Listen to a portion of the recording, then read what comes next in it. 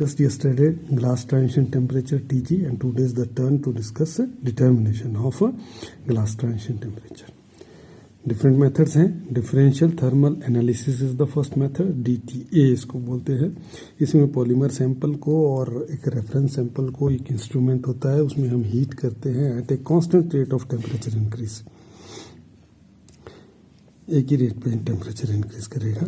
Temperature of polymer is compared continuously with the reference material, और जो reference material है it does not undergo any change in that temperature range. वो reference material as such रहेगा, वो ना melt होगा ना कुछ होगा, सिर्फ पॉलीमर ही मेल्ट हो सकता है या सॉइल हो सकता है.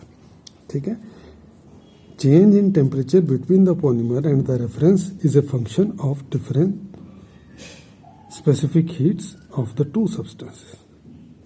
The specific heat of polymer shows rapid change as transition is approached. जैसे ग्लासी से रबड़ में जाएगा तो रैपिड चेंज होगी, सॉलिड से लिक्विड में जाएगा तो भी रैपिड चेंज होगी. So because Tg is exothermic, जब ग्लास ट्रांजिशन होती है तो एक्सोथर्मिक सडन चेंज होगी, रैपिड चेंज होगी, और मेल्टिंग होगी तो एंडोथर्मिक होगी. तो इस तरह से ग्राफ बनता है डेल्टा T वर्सेस Tg. ये इंस्ट्रूमेंट खुद रिकॉर्ड करके देता है आपको प्रिंटर के थ्रू.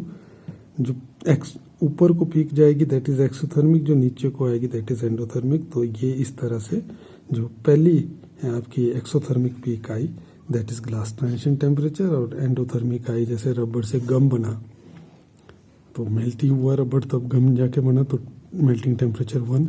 गम से फिर पूरा लिक्विड बन गया तो मेल्टिंग टेम्परेचर 2. सेकेंड पीक इधर आएगी, एंडोथर्मिक है. सो यहाँ से सिर्फ Tg ही नहीं निकलता, मेल्टिंग टेम्परेचर भी निकलते हैं डिफरेंशियल थर्मल एनालिसिस से. दूसरी है differential scanning calorimetry, DSC, differential scanning calorimetry. यहाँ पे पॉलीमर और reference heated separately in a metal container. Temperature of each container is recorded with the help of heat sensor.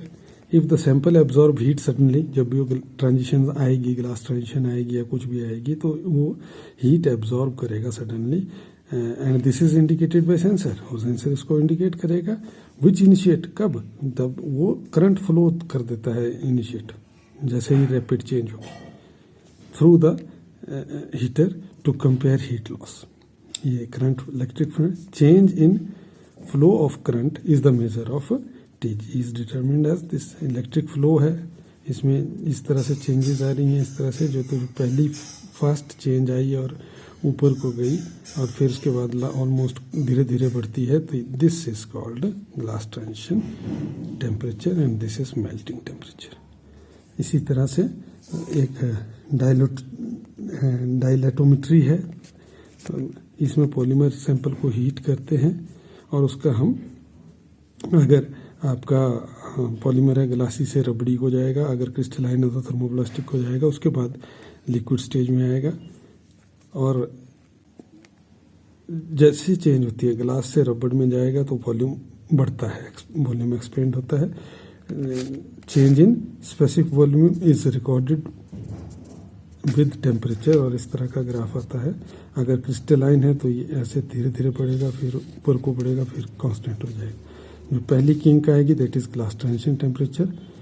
अब ग्लासी से फिर यहाँ से यहाँ तक ये थर्मोप्लास्टिक है और यहाँ पे मेल्ट हो गया तो लिक्विड बन गया. अगर अमॉर्फस है तो लगभग सेम ही रहता है, धीरे धीरे धीरे धीरे यहाँ को बढ़ेगा, तो ये इसका glass transition temperature.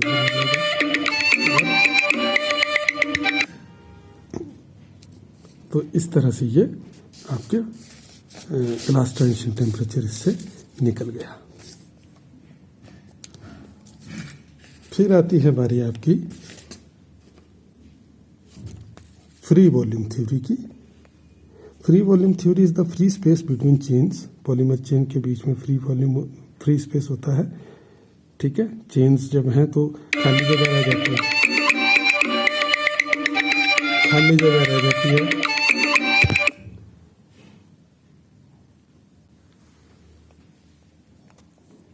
Intrinsic property of polymer matrix.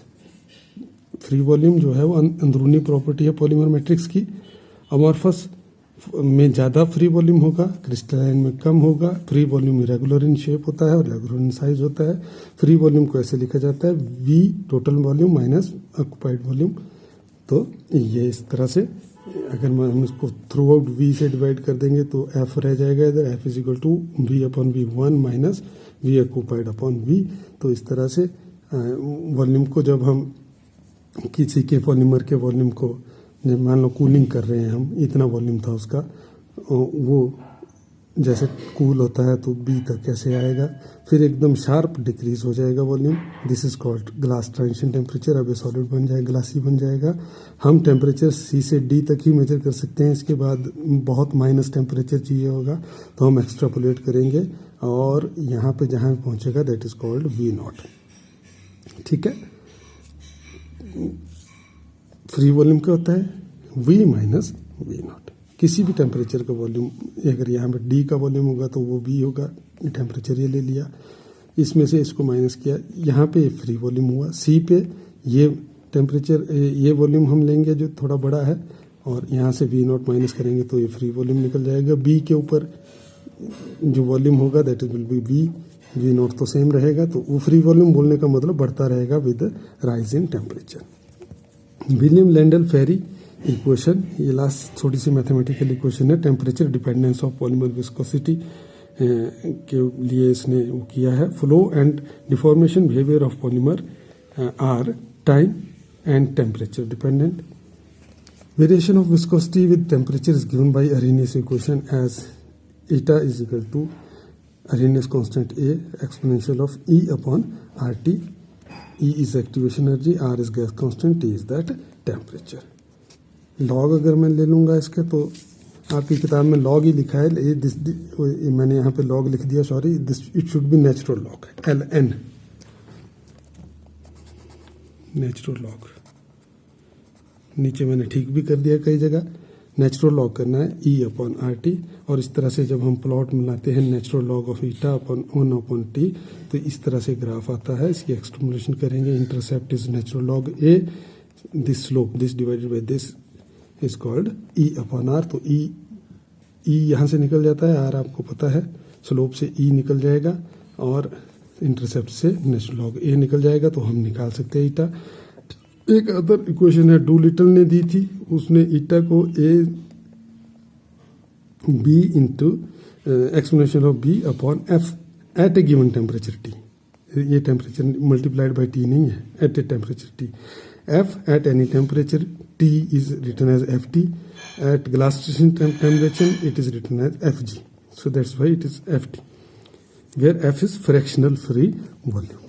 Natural log eta अगर मैं इसको लूँ तो क्या है, natural log of A plus B upon FT, where F is equal to V minus NC upon V, where NC is the inaccessible volume, V is the measured volume. ठीक है। The free volume at TG may be written as F is equal to FG plus alpha F T minus TG। अब ये रटना ही पड़ना है आपको, यही question है। FG is the fractional free volume at TG और इसकी वैल्यू होती है 0.025, और alpha F is thermal expansion coefficient, इसको WLF कोफिशिएंट भी कहते हैं। इट इज 4.8 इंटू 10⁻⁻⁴ पर केल्विन। ठीक है। So natural log of alpha T is equal to natural log of viscosity at any temperature T minus natural log of viscosity eta at glass transition temperature is equal to B into 1 upon FT minus 1 upon FG। FT at free volume, fractional free volume at any temperature and fractional free volume at glass transition temperature. So ultimately ये अब log आएगा, LOG log alpha T can be written as log of log m minus log n is log m upon n, so log n t upon log eta TG is equal to B upon 2.303 FG into T minus TG to FG plus alpha into T minus TG। This equation is called WLF equation. तो ये आपका glass transition temperature और WLF theory और free volume theory हमने discuss कर ली। Next time we will discuss polymer solutions, solution कैसे बनते हैं पॉलीमर के, उनकी क्या प्रॉपर्टीज होती हैं। Okay, thank you.